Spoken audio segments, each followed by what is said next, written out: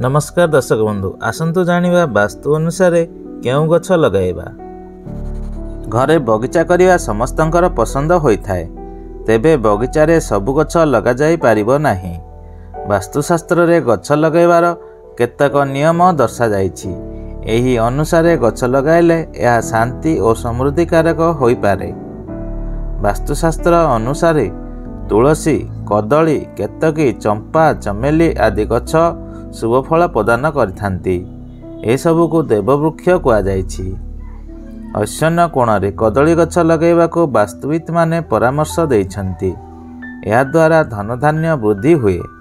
कदली सहित तुलसी गछ रहिथिले भगवान विष्णु और देवी लक्ष्मी उभयंक कृपा प्राप्ति होइथाय बोली कुआ जाइछि।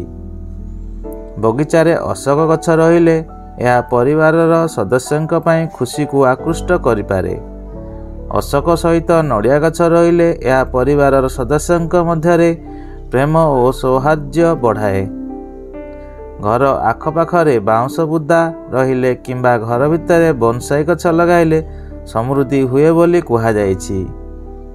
पत्र एवं डाल भांगीदेले क्षीर बाहरुथिबा गछ गुड़िकु घर पाखरे लगांतु नाही, यह धनहानिर कारण होइथाए।